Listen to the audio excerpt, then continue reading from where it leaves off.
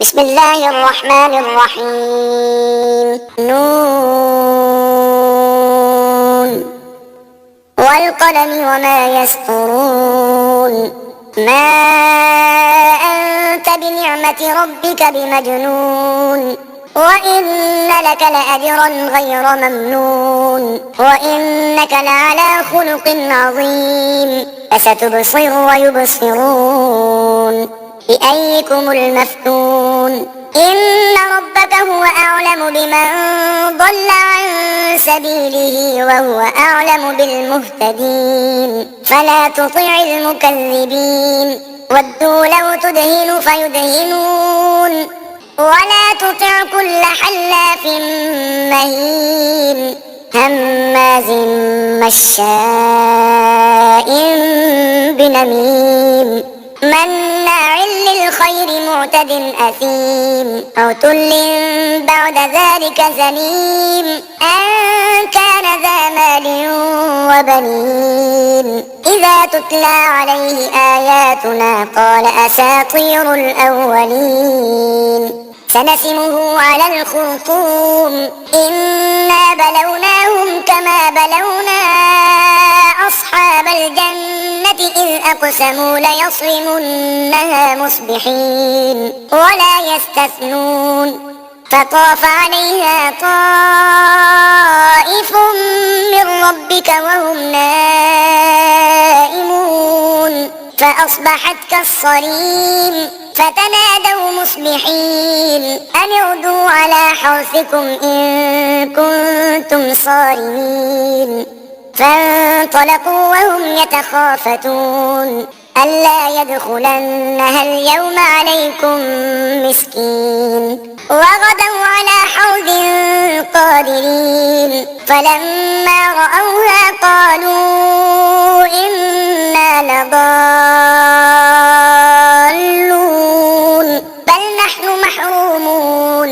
قال أوسطهم ألم أقل لكم لولا تسبحون.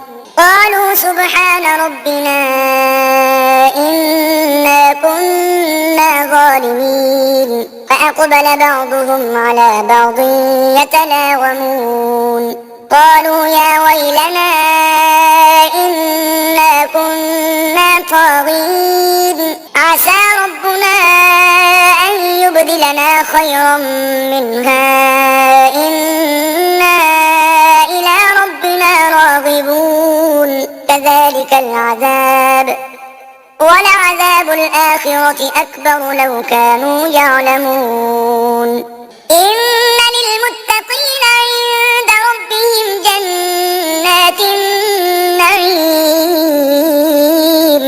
أفنجعل المسلمين كالمجرمين ما لكم كيف تحكمون أم لكم كتاب فيه تدرسون إن لكم فيه لما تخيرون أم لكم أيمان علينا بالغة إلى يوم القيامة إن لكم لما تحكمون.